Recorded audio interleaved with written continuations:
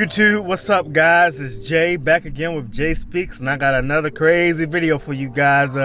This one is out of my hometown, Baltimore City, and wow, it's something to see. So pretty much I'm gonna set the scene for you. If you guys don't know, right now when I'm filming this, there's an epidemic going on, and obviously we're trying to maintain social distancing and whatnot, and we're trying to make sure that we slow the spread, all that good stuff, right? You know, 15, 30 days to slow the spread or whatever, fine. So what you're going to see is a white or Caucasian officer walk through a Baltimore City project.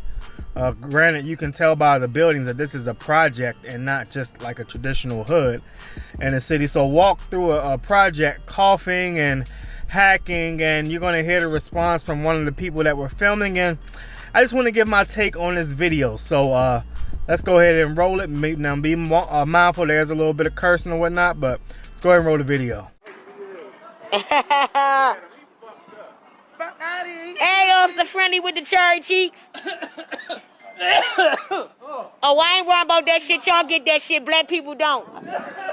So you can cough your white ass back where you live at. Fuck out of here. Fuck wrong with him. Tell them niggas don't get that shit. They the ones get that shit. Fuck out of here. Fuck. You need that extra layer of skin. Fuck out of here. Tell them don't come through here with that shit. No. Try to come through here coughing like that shit cute. I should call the CDC on his ass and let him know he just did some dirty ass shit like that. Fuck wrong with him. He gonna walk past coughing and shit. Stupid bitch. You ain't gonna infect nobody with your co-workers. Fuck out of here. Fuck wrong with him. He got me on. Alright guys, so you saw that video. Now let's talk about this real quick, because there was ignorance on both sides of the video, no doubt about it. Now obviously the officer was clearly wrong. He was trying to be funny, which his sense of humor was pretty terrible at this point in time. I can tell you, if someone walks next to me right now with what's going on, hacking and coughing like that, trying to be funny, it's going to be some serious problems, because again, you're literally trying to infect people. And I can guarantee you, with people being asymptomatic, that officer has no clue if he's infected. So he could have literally infected the woman with what's going on right now, right? So clearly it was ignorant. He probably felt threatened in some kind of way. He probably felt like he had to show off because he was being ridiculed, and that was his way of responding. Now, and that's clearly wrong, right? Obviously. Now, but let's talk about what the woman said in the video, because if you can hear through the Baltimore accent, my goodness, it's a reason the shade room put Baltimore as having the worst accent in the city, right? In the states. But if you can hear what she was saying through that accent, she was saying that, you know, black people don't get what's going on, the epidemic. Black people don't catch it, right? Only white people catch it. So only person that is going to be infected are you know, white people, and he's going to infect his co-workers. Pure ignorance, again, extreme ignorance on both sides. Black people not only have caught what's going on, but have died. In fact, black people in urban environments are at the highest risk. They are disproportionately infected. Dr. Fauci has said it. President Trump has said it. Vice President Pence has said it. All the data shows black people in urban areas, especially because they have the pre-existing conditions, the diabetes, we eat like trash, we don't have a great diet.